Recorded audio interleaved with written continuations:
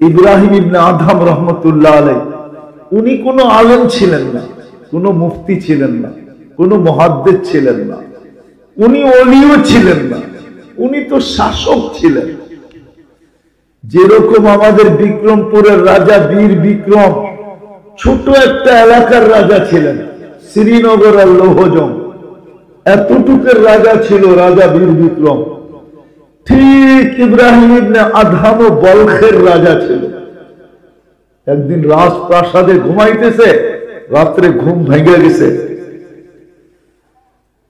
তো তাকায় দেখতেছে ঘুম ভাঙলো কেন, তো তাকায় দেখতেছে উপরে একজনে হাঁটতেছে না, যে হাতুড়া মারতেছে, ওই আওয়াজে ঘুম ভেঙে গেছে।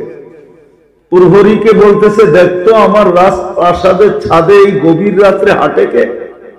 তো যায় দেখে, হ্যাঁ নবাব একজন হাঁটতেছে বিনা দিদায়, ইচ্ছা মতো পাও মেরা মেরা।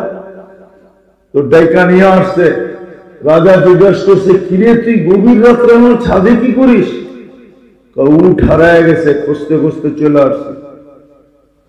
বলছে পাগল নাকি, উঠ ছাদে আসবি কি করে? জঙ্গলে টোকা নেলে মরুতে। রাজা মশাই আমি যদি পাগল হই তো আপনিও তো পাগল, তা আমি পাগল কি করে?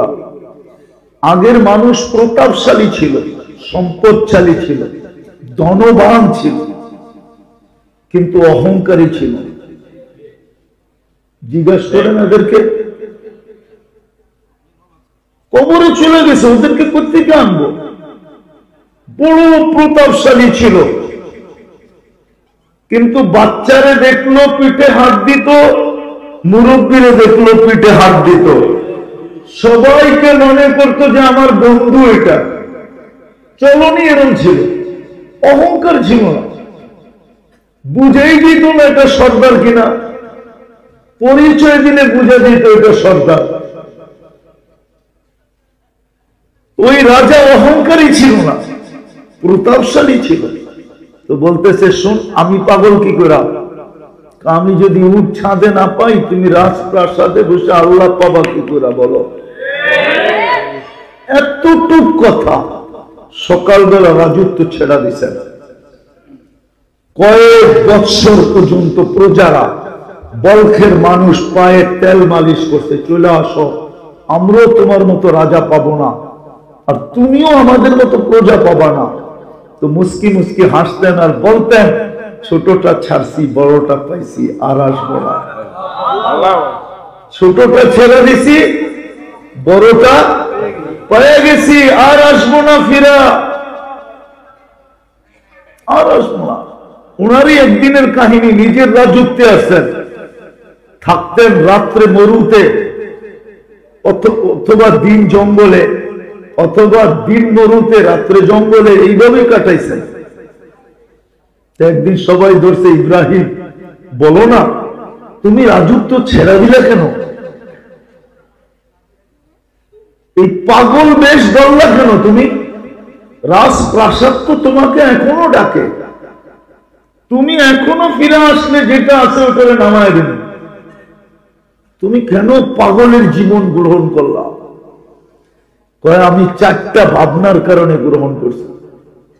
কয় চারটা ভাবনা কি? কয় মার পেটে যখন ছিলাম, রু যখন মানুষের আসে, এটা হাদিসের কথা, ওলামা একমত হবে, রু যেই মুহূর্তে আসে, ওই মুহূর্তে সবকিছু লেখার পরে ফেরেশতা জিজ্ঞাসা করে, নেককাল লিখবো না বদকাল লিখবো? ইব্রাহিম ইবনে আদহাম বলছে, আমি ভাবতেছিলাম, আমি তো জানি না কি লেখা হয়েছে, ফালা আদরি মাযা কুতিব, নেককাল লেখা হয়েছে না বদকাল লেখা হয়েছে জানি তো না।